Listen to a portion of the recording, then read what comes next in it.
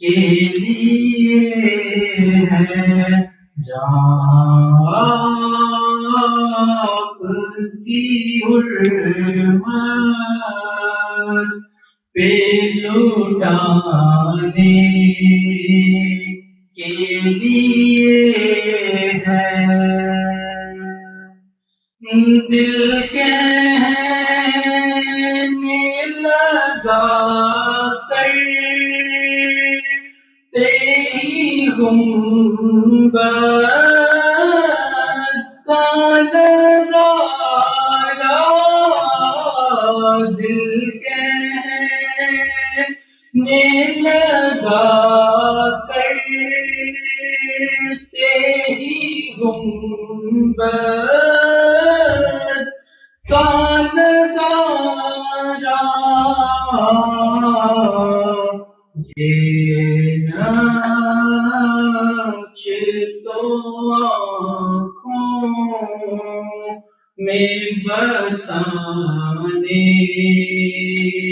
کے لیے ہے یہ نقش تو آنکھوں میں سجانے کے لیے ہے پیام سناتی ہے یہ تصویر پیام سناتی ہے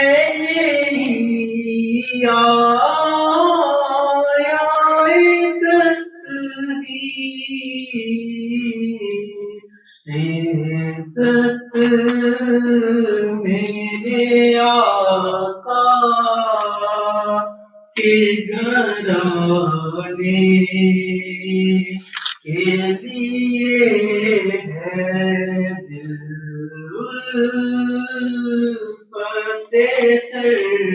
سرکار بتانے کے لیے ہے اور آتی ہے جو آنکھوں میں نمی نعت کو سن کر آتی ہے جو آنکھوں میں نمی نعت کو سن کر یہ نعت کے آداب سکھانے کے لیے ہے دل سرکار بتانے کے لیے ہے سرور جو بلاوا نہیں آیا کئی دن سے سرور جو بلاوا نہیں آیا کئی دن سے یہ تیری تڑپ اور بڑھانے کے لیے ہے یہ تیری طلب اور بڑھانے کے لیے الحمدللہ پڑھائیں آپ الفاتحہ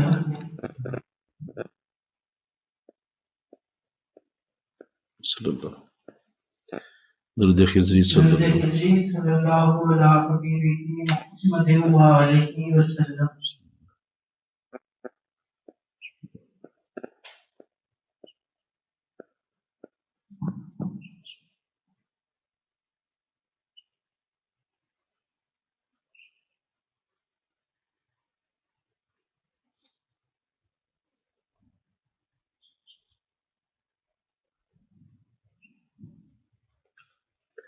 لا حول ولا قوة الا بالله وظیفہ مجدد الفسانی رحمۃ اللہ تعالی لا حول ولا قوة الا بالله لا حول ولا قوة الا بالله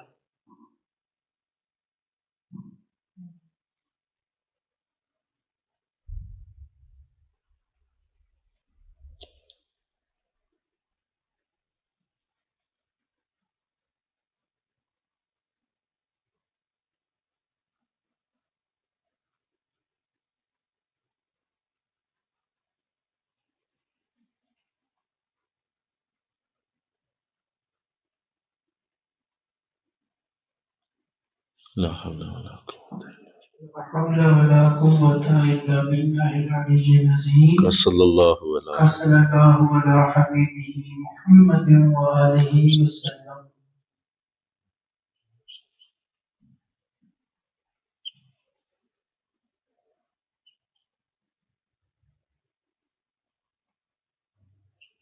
الفاتحہ الفاتحة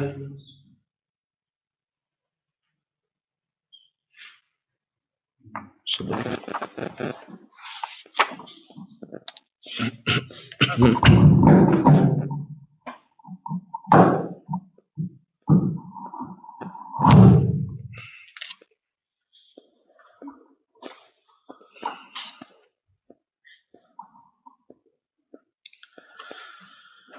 بسم اللہ الرحمن الرحیم الحمد للہ رب العالمین والعاقبۃ للمتقین والصلاة والسلام علی سید الانبیاء والمرسلین قال اللہ تعالی فی الکلام المجید بسم اللہ الرحمن الرحیم الا ان اولیاء اللہ لا خوف علیہم ولا هم یحزنون صدق اللہ العظیم مل کے پڑھیے الصلاۃ والسلام علیک یا رسول اللہ وعلی آلک واصحابک یا سیدی یا حبیب اللہ الصلاۃ والسلام علیک یا رحمت للعالمین وعلی آلک واصحابک یا سیدی یا خاتم النبیین۔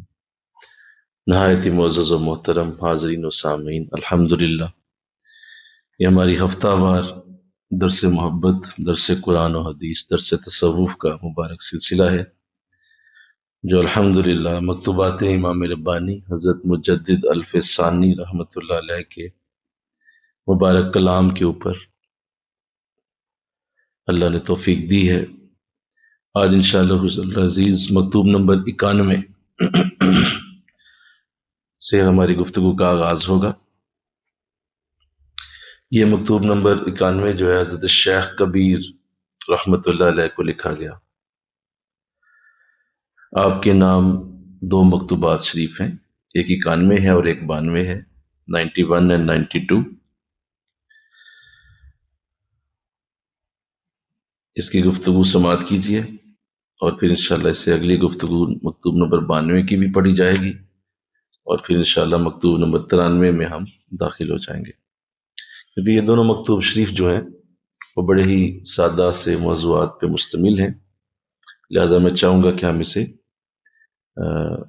ایک دفعہ مطالعہ کر لیں اور پھر ہم اپنے موضوع پہ انشاءاللہ گفتگو کریں گے۔ ارشاد فرمایا مکتوب نمبر 91 میں، اصل مقصد یہ ہے کہ اولاً اہل سنت والجماعت کی آراء کے موافق عقائد کو درست کرنا چاہیے، کیونکہ نجات یافتہ گروہ یہی ہے۔ ثانیاً احکام فقہ کے مطابق علم و عمل کو لازم جاننا چاہیے، اور ان دو اعتقادی و عملی پروں کے حاصل کرنے کے بعد عالم قدس کی جانب پرواز کا قصد کرنا چاہیے۔ بڑی پیاری سعادت مندی کی گفتگو اور یہاں پڑھنے کی توفیق ملی ہے۔ ایک تو آپ یہ فرما رہے ہیں کہ سب سے پہلے تو آپ اپنے مریدین کو یہ نصیحت فرما رہے ہیں کہ اولاً اہل سنت والجماعت کی آراء کے موافق عقائد کو درست کرنا چاہیے، یعنی آپ سب کے جو عقیدے ہیں وہ اہل سنت کے عقائد کے مطابق ہوں، جیسے ان کے عقیدے ہیں انہی عقائد کے اوپر اپنے عقیدے بنائے جائیں، کیونکہ نجات یافتہ گروہ یہی ہے۔ آپ فرما رہے ہیں کہ جو نجات جس گروہ کو ملے گی وہ اہل سنت والجماعت ہی ہوں گے، اور اللہ انہیں یہ سعادت دے گا۔ اس کی وجہ حضور کی وہ حدیث ہے، جیسے آقا اسلام نے فرمایا کہ میری امت میں 73 فرقے ہوں گے، اور اس میں سے وہی جنت میں جائے گا جو میری اور میرے اصحاب کی سنت پہ ہوگا۔ تو میری اور میرے اصحاب کی سنت، اہل سنت والجماعت، اصل میں یہ کوئی ایک جو ہے وہ ایسا نہیں ہے کہ یہ کوئی اسپیسیفک آپ نے گروہ کا نام لیا، بلکہ آپ نے عادات کا ذکر کیا، جو میری اور میرے اصحاب کی عادات کے اوپر ہوگا بس وہی گروہ جنتی ہے۔ تو آپ فرما رہے ہیں کہ اہل سنت والجماعت اصل میں وہی لوگ ہیں۔ دوسرا فرمایا احکام فقی کے مطابق علم و عمل کو لازم جاننا چاہیے، یعنی اپنے فقہ کو مضبوط کیجیے۔ فقہ سے مراد یہ ہے کہ آپ کو وضو صحیح کرنا آنا چاہیے، آپ کو پاکی ناپاکی کے مسائل کا علم ہونا چاہیے، غسل کا صحیح طریقہ آنا چاہیے، نماز کے جو مسائل ہیں وہ پتہ ہونے چاہیے، جماعت کے مسائل پتہ ہونے چاہیے، آپ کو رمضان میں روزے کے مسائل کا علم ہونا چاہیے۔ بولیے، تو یہ ساری چیزیں فقہ کے جو احکام ہیں وہ اچھی طرح جاننا ضروری ہے۔ تو آپ فرما رہے ہیں کہ یہ دو کام پہلے کر لو، ایک تو اپنے عقیدوں کو اہل سنت کے مطابق بناؤ، اور دوسرا فقہ پڑھو، فقہ کو جانو کہ فقہ کے جو احکامات ہیں وہ تمہیں لازم پتہ ہونے چاہیے۔ جیسے حضرت داتا صاحب رحمۃ اللہ علیہ، آپ اپنی مسجد میں ایک شخص بیٹھا ہوا تھا تو اسے آپ وضو کا طریقہ سمجھا رہے تھے کہ بھئی وضو اس طرح کرتے ہیں، آپ اسے تسلی سے ایک ایک چیز کو بڑی گہرائی میں جا کے اسے بتا رہے تھے۔ تو قریب ایک اور بھی شخص بیٹھا تھا، وہ آپ کو سنتا رہا، پھر آپ کو جب اس نے دیکھا کہ آپ مسلسل وضو کے ہی بارے میں باتیں کر رہے ہیں تو اس نے اٹھ کے آپ سے کہا، حضرت ہم تو سنا تھا کہ آپ بہت بڑے صوفی بزرگ اللہ والے ہیں، تو آپ کوئی معرفت کی باتیں کرتے ہوں گے، آپ تو وضو سکھا رہے ہیں۔ تو یہ تو ہمارے لیے تو بڑا یہ تو عجیب بات ہے، ہم تو بہت کچھ اور سننے آئے تھے، تو آپ وضو بتا رہے ہیں اور وضو پہ اتنا وقت لگا دیا ہے۔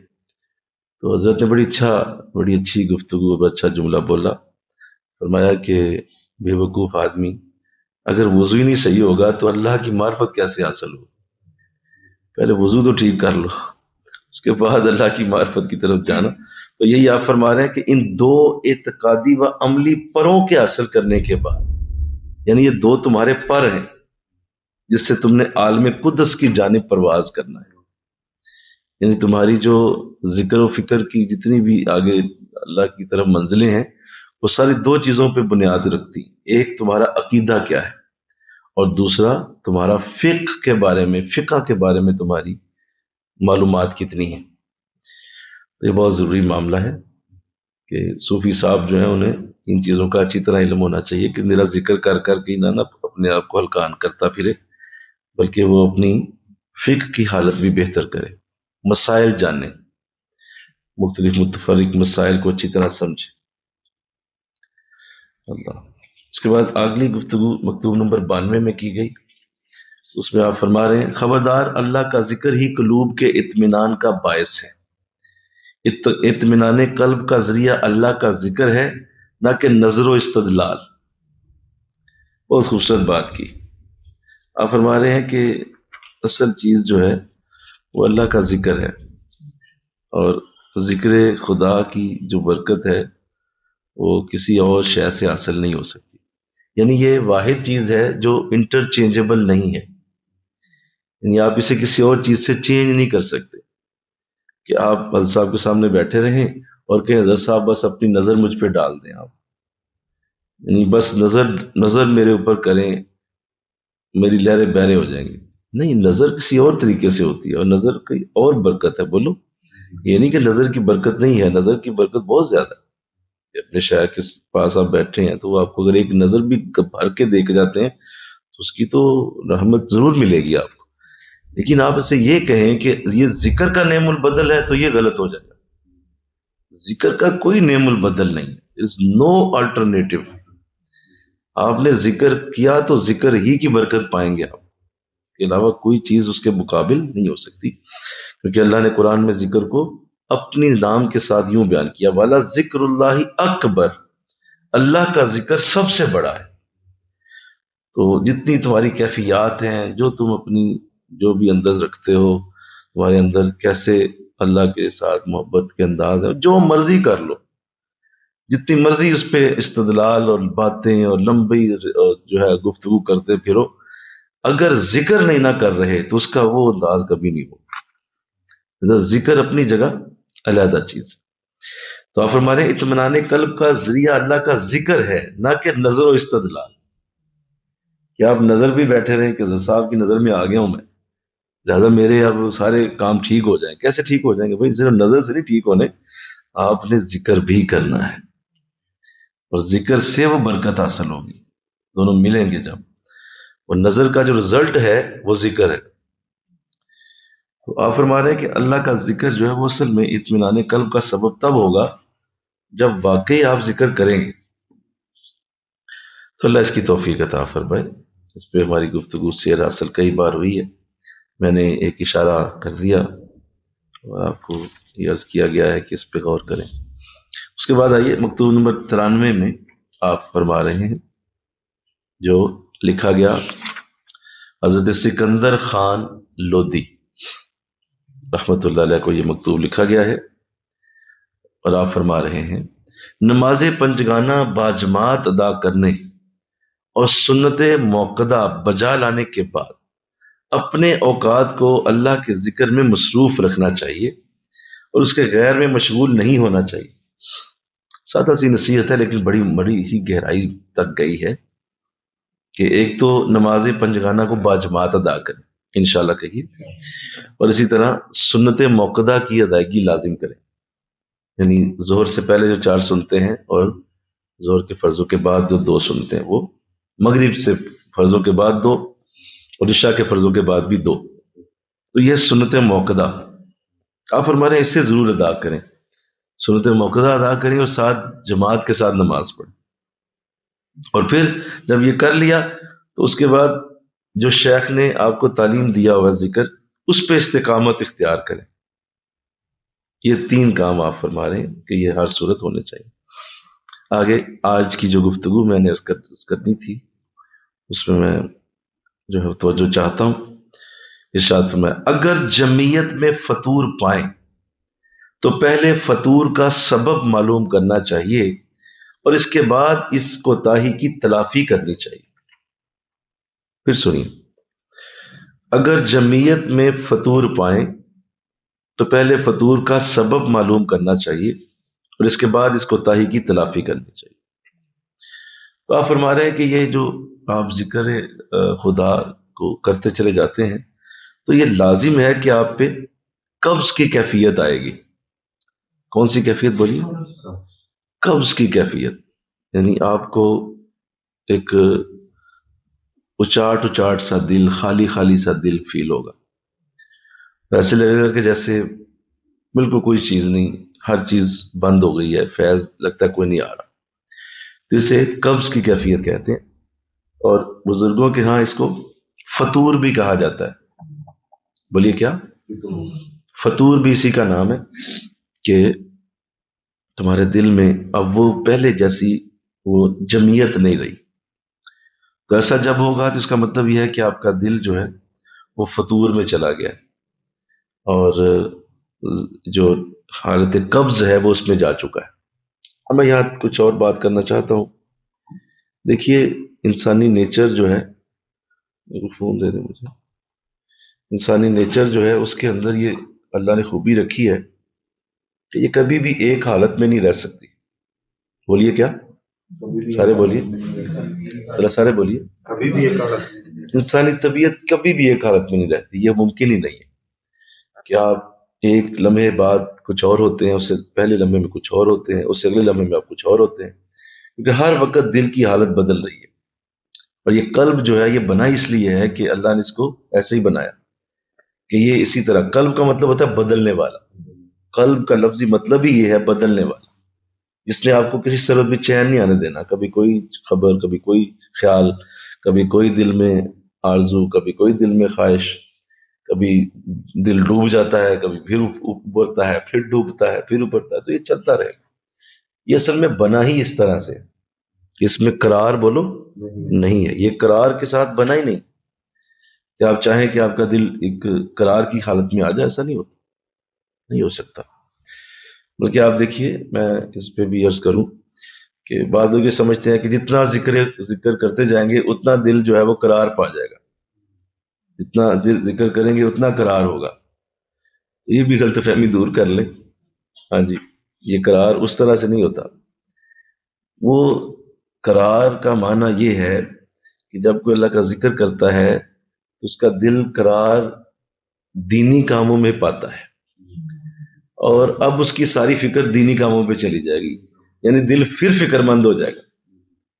تو بتاؤ، اسے فکر تو اس کی گئی کہاں ہے؟ فکر تو اس کی جاری ہے. جاری مطلب کہ وہ ابھی بھی فکر مند ہے. کس کے لیے؟ دین کے لیے.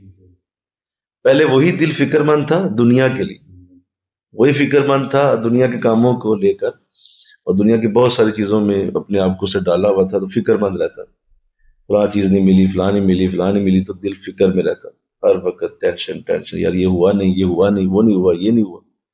تو دنیا کے کاموں ٹینشن تو پھر دل کی نہیں گئی. بولو نا بھائی، ٹینشن تو نہیں گئی، ٹینشن تو ادھر ہے. تو وہ دین کے کاموں میں شفٹ ہو گئی. تو لہذا یہ ہو ہی نہیں سکتا کہ آپ کبھی بھی ایک حالت میں رہیں. اور 24 گھنٹے انسان، یہ بھی نہیں ہوتا کہ 24 گھنٹے انسان وہی، کہ عورت کبھی بھی 2 دن ایک جیسی حالت میں نہیں رہ سکتی. یہ بھی اچھی طرح نوٹ کر لیں. میرڈ بھی اور ان میرڈ بھی، عورت کبھی بھی 2 دن ایک جیسی حالت میں نہیں رہ سکتی. تیسرے دن اس کی حالت بدل جائے گی. مطلب 2 دن آپ کے ساتھ پریشان نہیں ہونا، کیونکہ آپ نے 2 دن کا انتظار کر لینا. اچھا حضرت صاحب نے کہا تھا تو لگتا ہے کہ 2 دن ویٹ کرنا ہوگا، اور واقعی تیسرے دن طبیعت ٹھیک ہو جاتی. تو جو لوگ نہیں سمجھتے وہ کہتے ہیں لو ایسا ہوا ویسا ہوا. اصل میں دل کی حالت ہوتی ہے. یہ قلب ہے اصل میں لازم قرار دے دی. ایک قبض کی حالت اور دوسری بسط کی حالت. بولو کیا؟ قبض کی اور بسط. قبض کہتے ہیں رک جانے کو، اور بسط کہتے ہیں کھل جانے کو. تو یہ دونوں حالتیں صوفی کے لیے لازم، بسط اور قبض. تو یہ جو آپ فرما رہے ہیں کہ اگر قلب میں فطور پائیں تو پہلے فطور کا سبب معلوم کرنا، جس سے مراد آپ فرما رہے ہیں کہ جب سالک شیخ کامل سے ذکر لیتا ہے تو دوران سلوک اس پہ ضرور کیفیات کا نزول ہوتا ہے. کچھ کیفیات بسط سے تعلق رکھتی ہیں، یعنی طبیعت بڑی سرشار ہوتی ہے، طبیعت بڑی خوش ہوتی ہے، طبیعت بڑی ایک فرحت والی ہوتی ہے، اور چہرے پہ مسکراہٹ ہے، بڑا اچھا سا ماحول ہے. اور کبھی طبیعت بڑی آوازار ہو جاتی ہے. وہی ضروری ہے. یعنی نبی کے لیے وہی جس طرح لازم ہے کہ اس پہ اترے ہی اترے گی. اگر اترے گی تبھی نبی ہے، اور اگر نبی نزول وحی کے بغیر ہے تو نبی کیا ہے؟ بھائی نزول وحی ہوگی تو نبی ہوگا نا. تو آپ فرما رہے ہیں کہ ولی کے لیے کیفیات قبض و بسط بھی ایسے ہی ہیں کہ ولی ہے اور قبض سے نہیں گزرا، ولی ہے اور بسط سے نہیں گزرا، تو ولی کیسا ہے؟ یہ ہو ہی نہیں سکتا. اللہ کا ولی ان دونوں چیزوں سے ضرور گزرتا ہے. اسے اللہ قبض سے بھی گزارتا ہے اور بولو بسط سے بھی گزارتا ہے. لہذا جب ایسی طبیعت ہو تو اسے سمجھ جانا چاہیے کہ اب یہ میری حالت جو ہے وہ قبض والی ہے، یا یہ میری حالت جو ہے وہ بسط والی ہے. میری طبیعت میں اس وقت کیسا انداز ہے، سالک کو جاننا چاہیے. اور یہ طبیعتوں کا بدلنا آقا اسلام نے ارشاد فرمایا، سنی حضور کی حدیث ارشاد فرمایا کہ مومن کا دل اللہ کی انگلیوں میں ہے، وہ جیسے چاہتا ہے پھیرتا ہے۔ کیا بات ہے؟ بولیے، مومن کا دل اللہ کی انگلیوں میں، وہ جیسے چاہتا ہے پھیر دیتا ہے۔ ہر وقت اس کے ہاتھوں میں اس کی ڈور ہے، وہ چاہے تو ابھی آپ کے دل میں فرت ڈال دے، وہ چاہے ابھی آپ کے دل میں غم ڈال دے، ابھی آپ کے دل میں جو ہے وہ بڑی ایک خوش کن حالت پیدا کر دے، یا ابھی آپ کے دل میں لگے کہ نہیں میں تو مر جاؤں کسی طرح۔ اس کی مرضی ہے، کیونکہ اس کے ہاتھوں میں، اس کی انگلیوں میں مومن کا دل ہے۔ تو بڑی پیاری حدیث ہے، یعنی اس سے مراد کو یہ نہ سمجھے کہ اللہ کی کوئی انگلیاں ہوتی ہیں، بولی اس سے یہ مراد نہیں ہے کہ اللہ کی کوئی انگلیاں اس میں ہمارا دل پھنسا ہوا ہے اور اللہ انگلیوں سے اس کو سیٹ کر رہا ہے، ایسا نہیں ہے۔ یہ ویسے ایک تمثیلاً عرض کیا گیا، مثال کے ساتھ، کہ آپ یوں سمجھ لیں کہ یہ ایسے ہے کہ جیسے دو، جب آپ منزلوں کے درمیان ہوتے ہیں تو درمیان میں کچھ وقفہ آتا ہے، یعنی ایک شہر سے دوسرے شہر میں جا رہے ہیں تو رستے میں کوئی وقفہ آئے گا، وہ جو درمیان میں وقفہ آیا ہے نا، اسے قبض کہتے ہیں۔ یعنی اگلے درجے سے پہلے لازمی آپ کو قبض سے گزارا جاتا ہے۔ اگلا درجہ آنے سے بولیے پہلے قبض سے گزارا جائے گا، یہ لازم ہے کہ آپ جو ہی وہ قبض سے گزریں گے تو اس کے بعد جب اگلا درجہ آئے گا تو ساتھ ہی بست شروع ہو جائے گا، تو وہ بست تبھی فیل ہوگا جب قبض ہوگی، اور اگر قبض ہی نہیں ہے تو بست کب آیا کب چلا گیا پتہ نہیں چلے گا۔ اس لیے تو قبض دی گئی کہ تاکہ جب وہ حالت ٹھیک ہو تو اندازہ ہو جائے اب میں بست میں آ گیا اور یہ میری نئی منزل شروع ہو گئی۔ تو ہر منزل سے پہلے قبض ہوتی ہے، لازمی ہوتی ہے، چاہے کسی کو 1 سیکنڈ آئے، 2 سیکنڈ آئے، 1 منٹ آئے، 1 گھنٹہ آئے، 1 دن آئے، 1 ہفتہ آئے، 1 مہینہ آئے، آئے گی ضرور، ہر صورت آئے گی۔ اور وہ جو بھی اس سالک اس وقت شکار ہوتا ہے قبض کا، اس کے لیے شیخ خصوصی دعائیں بھی کرتا ہے کہ قبض کی حالت میں اگر وہ پراپر اس کو سمجھا ہو ان چیزوں کی، وہ بعض اوقات بے ادبی کر بیٹھتا ہے، بعض اوقات وہ قبض کی حالت میں ہوتا ہے تو اپنے شیخ سے دور ہو جاتا ہے، بھاگ جاتا ہے، اس کو لگتا ہے کہ یہ میرا فیض ہی ختم ہو گیا، کیوں اندر تو کچھ چل ہی نہیں رہا، سب کچھ تو بند ہو گیا، ذکر تو ہو نہیں رہا، یہ لگتا ہے کچھ بھی نہیں ہے۔ ایسا ظلم عظیم نہ کیجیے، ایسا نہیں ہے، اصل میں آپ کو قبض کی حالت میں رکھا گیا، تو اس لیے ان چیزوں کو خیال میں رکھیے، انشاءاللہ کہیے ذرا ان چیزوں کو خیال میں رکھیے کہ جب بھی ایسی حالت ہوگی، کیونکہ اگر آپ اپنے شیخ کے قریب رہتے ہیں، وظائف پڑھتے ہیں، نسبت میں ہے، تو لازمی آپ پہ قبض آنی ہے۔ یہ تو آپ بھول جائیں نا کہ شیخ کے قریب رہ کے آپ میری بست میں رہتے ہیں، نہیں، قبض بھی آئے گی اور اچھی خاصی آتی، ایک دفعہ چولے ہلا دے گی آپ کی کہ میں ہوں کون اور مجھے کیا کرایا جا رہا ہے، یہ کس طرح میرے ساتھ یہ اب میں ٹھیک ہوں گا۔ وہ بعض اوقات وہ اتنی لمبی ہو جاتی ہے کہ کئی مہینے آپ قبض میں رہتے ہیں، تو اس کا ابھی حل میں ابھی عرض کر دیتا ہوں کہ اس کا حل کیا ہے، چلیں ابھی میں چند باتیں اور کر لوں۔ تو اس لیے قبض جو ہے اس کو وقفہ بھی کہا گیا، یہ تھوڑی دیر کا ایک وقفہ ہے، اور آپ نئی حالت میں جانے لگے ہیں، اس نئی حالت سے پہلے آپ کو قبض میں سے گزار دیا جاتا ہے تاکہ آپ نئی حالت کو فیل کر سکیں، اور اگر آپ نہیں اس قبض سے گزارے جاتے تو آپ کو فیلنگ ہی نہیں آئے گی، آپ بالکل ایک پتھر کی طرح بیٹھے ہوئے ہیں، پتہ نہیں چل رہا میں بیٹھا کہوں گا، تو ممکن نہیں۔ دیکھو پیاس ہی اس بات کا تقاضا ہوتی ہے کہ آپ کو پانی مزیدار لگے، اور اگر آپ کو پیاس ہی نہیں ہے تو پانی جتنا مرضی پی جائیں آپ کو مزہ نہیں آئے گا۔ پانی مزہ تب آئے گا جب آپ کو شدت کی پیاس لگی ہو، اب ایک گھونٹ بھی آپ کو ایسے لگا جیسے کوئی جنت کا میں کوئی شے پی رہا ہوں، کیوں؟ شدت کی پیاس لگی ہے۔ ویسے شدت کی جب قبض آتی ہے، ہر میٹر بند ہے، ہر قلب روح سل خفیف کا بند پڑے ہوئے، تو یار پتہ نہیں میں کافر تو نہیں ہو گیا، پتہ نہیں میں مسلمان بھی رہوں گا، اتنی بری حالت کہ کوئی شاید نہ دل کی دھڑکن فیل ہو رہی، نہ کوئی ذکر ہو رہا ہے، یہ کدھر گیا سب کچھ۔ اس حالت میں پھر اسے سمجھنا ہے کہ یہ اصل میں مجھ پہ قبض کی حالت ہے، تو اب میں نے اس کو دیکھنا ہے کہ قبض کیسے اس کے معاملے کو آگے بہتر کرنا ہے، تو اللہ توفیق دے جی انشاءاللہ۔ اس کے مختلف اسباب ہو سکتے ہیں، یعنی قبض میں جانے کے بولو مختلف اسباب ہو سکتے ہیں، اس کے کچھ وجوہات ہو سکتی ہیں جن کی وجہ سے آپ قلب کا سالجہ و قبض میں چلا جاتا ہے۔ ایک تو پہلا قبض میں جانے کا ذریعہ یہ ہے کہ اس نے کوئی حرام کام کر دیا، محرمات کا ارتکاب، یعنی جو حرام کام تھا اس سے اس نے کیا ہے، اس حرام کام کی وجہ سے اللہ نے میٹر بند کر دیا۔ بولو کیا؟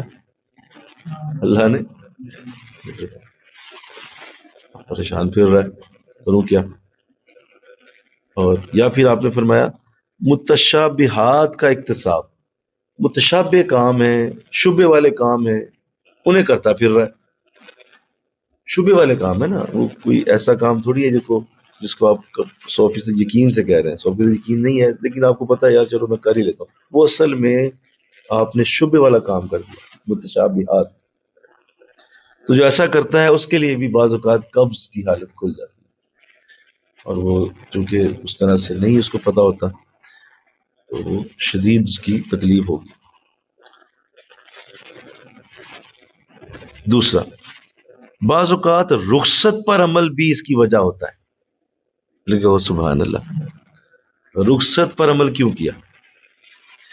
کیونکہ مشائخ نقش بند جو ہیں یہ عامل عزیمت ہوتے ہیں اور رخصت سے حت المقدور اجتناب کرتے ہیں، یعنی یہ ہمارے جو بزرگوں میں مشائخ ہیں ہمارے اللہ والے جو ہمارے سلسلہ میں ہیں نقش بند میں، وہ سارے ہی عزیمت کے اوپر فائز ہیں۔ بولیے کیا جی؟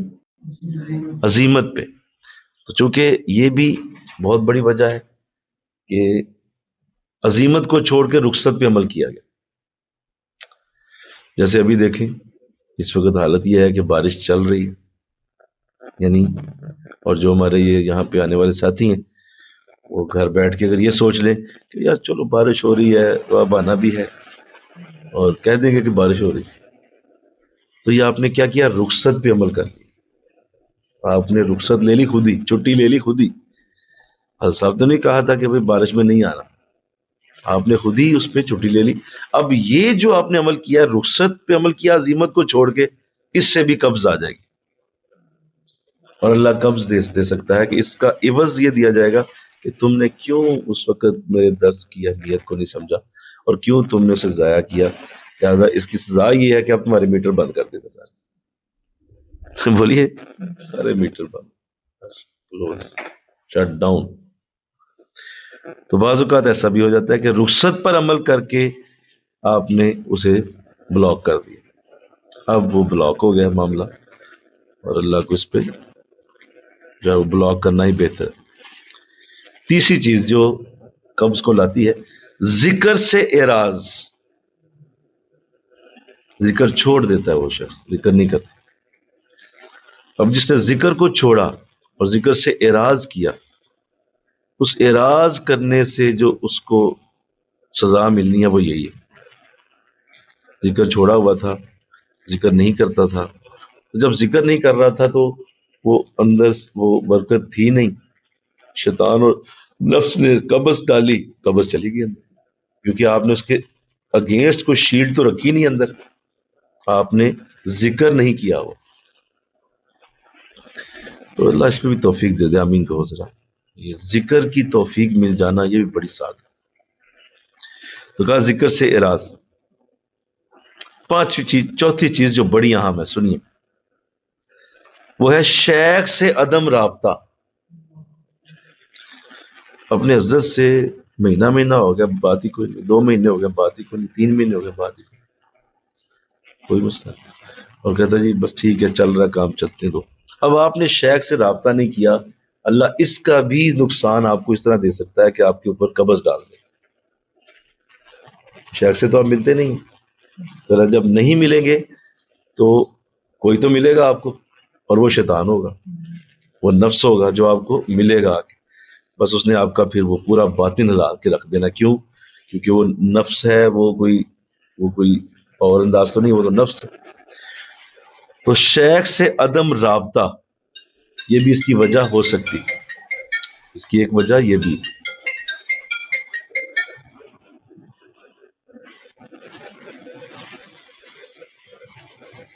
اگلی وجہ، کوئی اور دیگر مصلحت بھی کار فرما ہو سکتی، یعنی تسلی رکھیں اگر آپ ان چیزوں میں سے کسی میں بھی نہیں ہیں، مثلا محرم آپ نے کوئی حرام کام نہیں کیا، آپ نے رخصت پہ عمل نہیں کیا بلکہ عزیمت پہ عمل کیا، آپ نے ذکر بھی صحیح کر لیا، شیخ سے عدم رابطہ بھی آپ کا نہیں ہے، شیخ سے رابطہ موجود ہے، اب یہ ساری چیزیں آپ کر رہے تھے، اس کے باوجود قبض آ سکتی ہے، بالکل سبحان اللہ بولو، اس کے باوجود قبض آ سکتی ہے، کیوں؟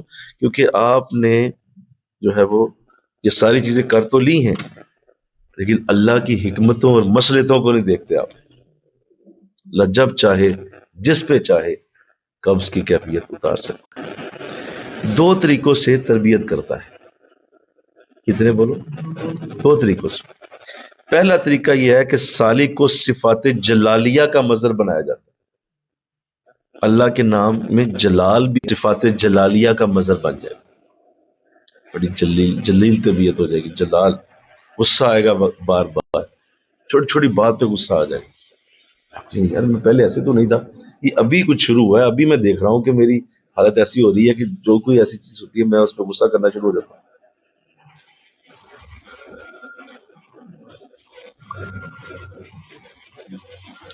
تو اس کو کہتے ہیں کہ اللہ نے اپنی مرضی سے ایسا کیا کہ آپ کو جلالی تربیت دی جا رہی ہے،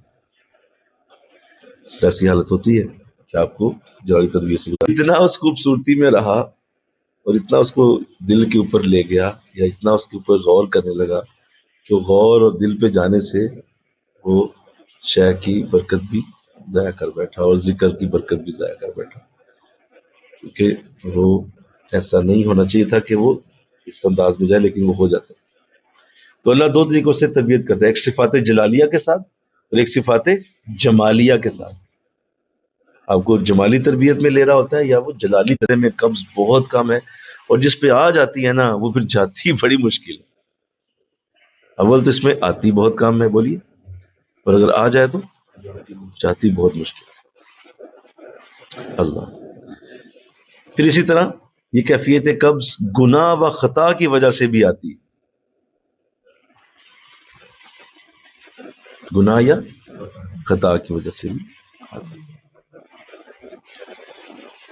تو اللہ اس سے محفوظ رکھے۔ اب آئیے سنیے کہ اس کا حل کیا ہے، اس کا بولیے حل کیا ہے، کہ کیسے یہ اب اگر کوئی آ گئی ہے کسی پہ قبض تو اس کو کیسے بچنا ہے اس سے۔ نمبر ایک، سالک کو استغفار کی کثرت کرنی چاہیے، استغفر اللہ ربی من کل ذنب، اس کو اتنا پڑھے اتنا پڑھے اتنا پڑھے کہ وہ قبض بست میں بدل جائے، ایک تو یہ ہو گیا۔ دوسرا، عفو و کرم کی طلب، اللہ سے ہمیشہ عفو مانگے، اللہ عفو کر، یا پھر اللہ سے جو ہے وہ جب بھی مانگے تو شے خالی خالی ہو گئی ہے اور کوئی چیز نہیں، میٹر بند پڑے تو اس کا سبب معلوم کیا جائے اور پھر اس کوتاہی کا تدارک کرنا چاہیے۔ یعنی یہ میں عرض کر دوں کہ انسان جب نیکی کے کسی بھی زاویے پہ ہوتا ہے اس کو ہر صورت یہ دیکھنا چاہیے کہ میری یہ جو نوکری ہے، یہ جو بھی میں اس کے جو میں انداز میں بیٹھا ہوں، یہ کہیں میرے لیے قبض کا سبب تو نہیں بن جائے گا، کوئی ایسا معاملہ تو نہیں ہو جائے گا کہ میں قبض میں چلا جاؤں، قبض میں شے کی محبت شے کی خدمت پہ ہوتا ہے زیادہ یہ قبض میں، لیکن جو چلا گیا نا واپس بہت مشکل۔ ہم نے اپنے ساتھیوں کو دیکھا قبلہ عالم کے ساتھ کہ چند ساتھیوں کے ساتھ ایسا معاملہ بنا جو قبض میں گئے، انہوں صاحب نے کہا بھی بتایا بھی کہ بھائی آپ لوگ قبض میں ہیں ابھی، میرے سامنے بات ہوئی کہ آپ دھیان رکھیں اپنا، ایسے الفاظ نہ بولیے گا جو مشکل ہو جائیں، لیکن آپ کو انتظار کرنا ہے، اللہ کھول دے گا، ابھی آپ قبض کی حالت، انہیں بتایا بھی، پھر بھی ایسی جملے ایسی حرکتیں کر گئے کہ آج تک واپس نہیں آ سکے، یعنی آج تک وہ واپس نہیں آئے، اور یہ بات میں سنا رہا ہوں کہ 15 سال پرانی، آج تک نہیں آئے۔ اس قدر قبض کی حالت نقش بندی پہ آ جائے تو خطرناک ہو جاتی، تو اللہ اسے محفوظ کرے، آمین کہو۔ یہ بہت بڑا معاملہ ہے، اور میرے خیال سے جو میں اس پہ ٹھیک ہے، یہ بھی ٹھیک ہے، بعض اوقات رخصت پر آپ نے عمل کر لیا، آپ نے جو ہے عظیمت اس موذی مرض کا، کہ جس کو کہا گیا کہ شیخ سے عدم رابطہ، چھوڑ دیا آپ نے ان سے ملنا، کم جاتے ہیں آپ۔ تو یہ جو کم جانا ہے، اس سے وہ جو اگلا نور ملنا تھا، جو گفتگو ہونی تھی، اس سے جو نور ملنا تھا وہ آپ کو تو نہیں ملا، لہذا وہ جو بیٹھے ہوئے تھے انہیں تو مل گیا، لیکن جو نہیں آیا اس کو تو وہ نور نہیں ملا۔ جب وہ نور نہیں نہ ملا تو اب شیطان کو رستہ مل گیا، کیونکہ آپ نے اس جگہ کو خالی کر دیا جہاں پہ آپ بیٹھے ہوئے تھے، تاکہ اللہ کا کرم آئے، قرآن کی کوئی آیت ہے میں لے کے نکلوں، کچھ نہیں آیا، آپ کو ویسے ہی جانا پڑ گیا، اب وہ جگہ خالی ہو گئی ہے، شیطان وہیں سے اندر آئے گا، اب وہ اندر آ جائے اللہ۔ تو یہ تو چلو میں نے عرض کر دیا۔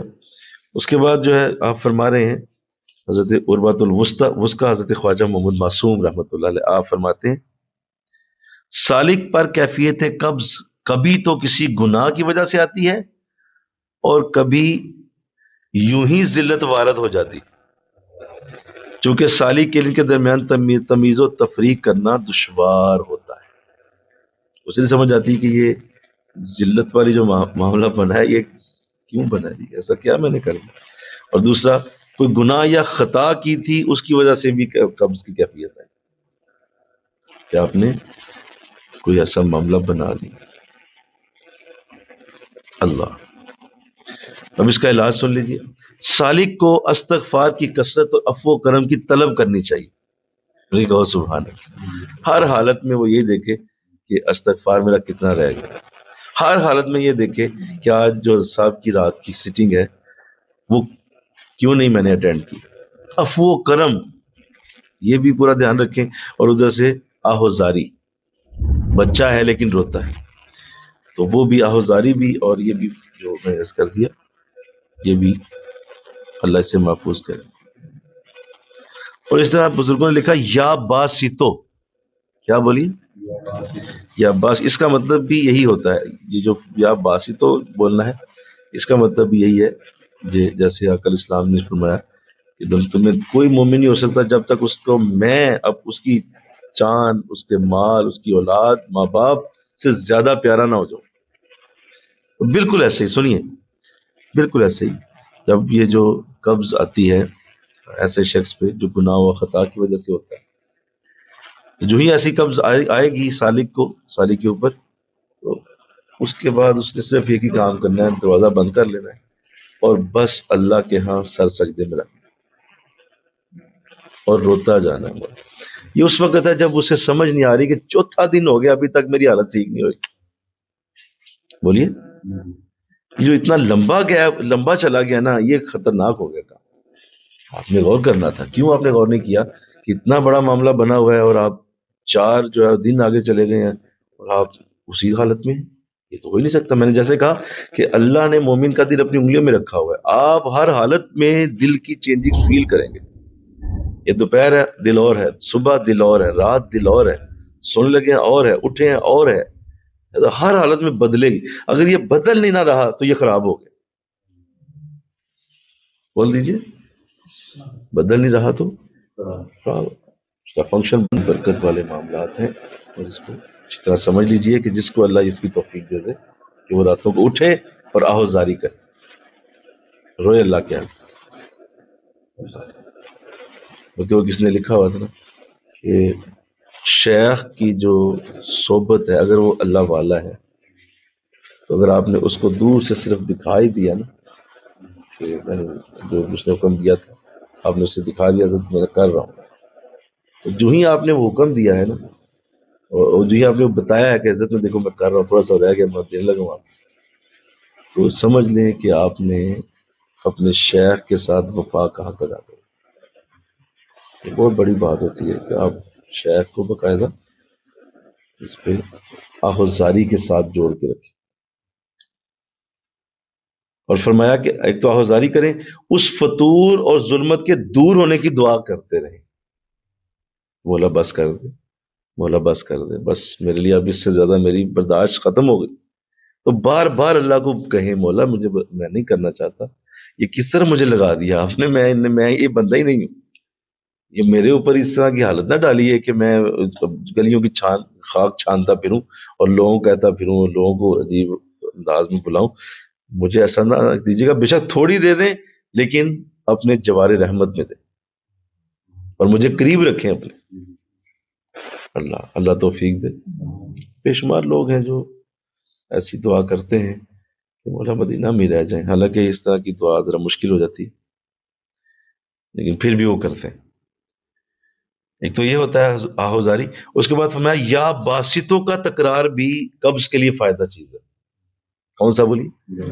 یا باسطو، اے کھول دینے والے، فرمایا کہ اس سے بھی امید ہے کہ صحبت کی وجہ سے یہ قدسیہ توجہات قدسیہ کی وجہ سے ظلمات کے پہاڑ ختم ہو جاتے ہیں۔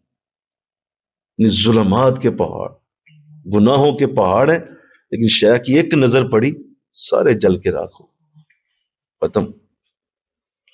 آگے فرمایا شہ کامل کی صحبت اختیار کرنی چاہیے کیونکہ اس کی توجہات قدسیہ ظلمت کے پہاڑ توڑ دیتی ہے، نہیں، اور کیفیت قبض رفع ہو جاتی ہے۔ یعنی اتنا یہ کامل آدمی ہے شیخ کہ اگر یہ قریب بیٹھ گیا ہے نا اور اس کی توجہات قدسیہ تم پہ پڑ گئی ہیں تو ظلمت کے پہاڑ بھی توڑ دیتی ہے۔ ظلمت کے پہاڑ، اندھیروں کے پہاڑ ہیں، میں نے شیخ کی صحبت ان کو توڑ سکتی۔ اللہ تو الحمدللہ، اس میں ایک اور بات جو بڑا ضروری تھی وہ یہ ہے کہ سالک کو اس کا سبق معلوم کرنا چاہیے اور اس کوتاہی کا تدارک کرنا چاہیے۔ یعنی یہ تدارک بھی کرنا ہے کہ اگر اس نے ایسا کر دیا ہے تو اب وہ پریشان نہ ہو بلکہ اس کا تدارک اور علاج بھی کرے۔ اب اس کا علاج کیا ہے جی؟ دھیان کریے ذرا۔ ارباب طریقت کے نزدیک جو ہے اس کا جو بیان ہے، جو اس کا جو ہے معاملہ، وہ دو چیزوں پہ ہے۔ ایک ہے رخصت مقید اور دوسرا ہے رخصت مطلق۔ کیا بول دو؟ رخصت مقید، رخصت معلق، یہ دو قسم کی چیزیں ہیں جو آپ نے دیکھنی ہے، دھیان کرنا ہے۔ رخصت مقید کیا ہے؟ سالک کو دوران سلوک توسط حال میں پیش آتی ہے۔ یعنی جب جو ہے سالک اپنے معاملات میں ہوتا ہے تو یہ توسط حال میں ایسا ہوگا کہ جو ہے وہ اسے ایسا نظر آئے گا۔ اور دوسرا فرمایا رخصت مطلق، سالک کو تکمیل سلوک کے بعد حاصل ہوتی ہے۔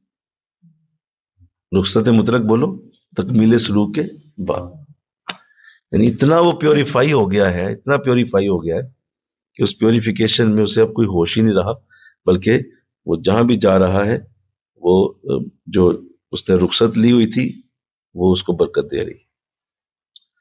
تو اللہ توفیق دے انشاءاللہ۔ پھر فرمایا یہ امر اس لیے ضروری ہے کہ سالکین کو دوران سلوک کیفیات قبض و بد سے دوچار ہونا پڑے۔ پھر فرمایا یہ ضروری ہے کہ آپ اس کو ضرور اپنے حلقہ احباب میں ڈسکس کریں کیونکہ اسی سے لوگ پھنسے ہوئے ہیں اور آگے جا نہیں پاتے، آگے ان کا انداز وہ نہیں ہے۔ تو فرمایا حضرت خواجہ عزیزان علی نے کہ کیفیات قبض و بس ولی کے لیے ایسے ضروری ہیں جیسے نبی کے لیے نزول وحی ضروری۔ تو یہ آپ نے اس پہ کلام بھی کیا ہے، الحمدللہ۔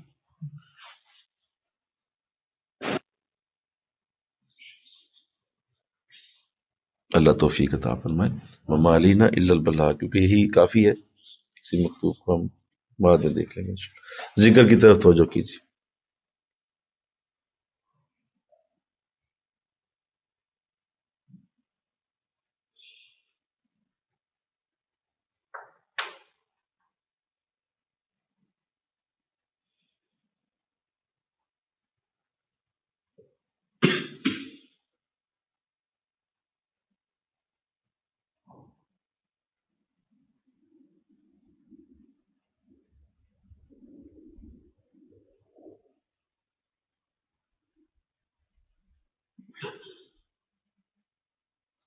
جاری رکھیں.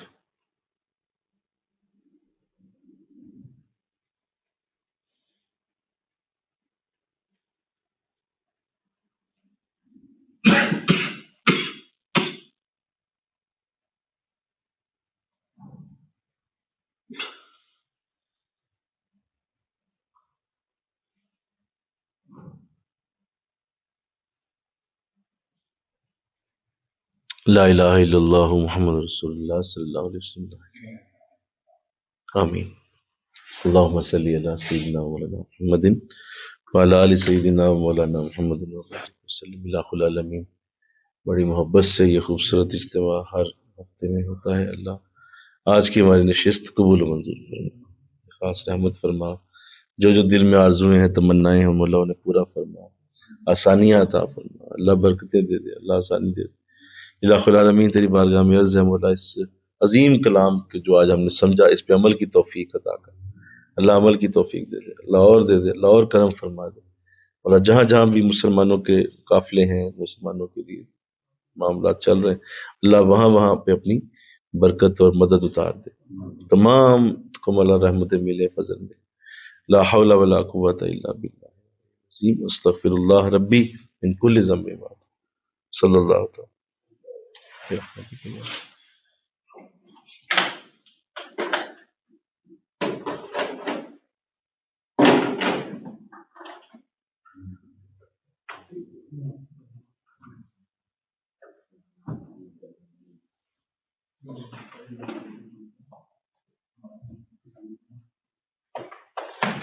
ماشاء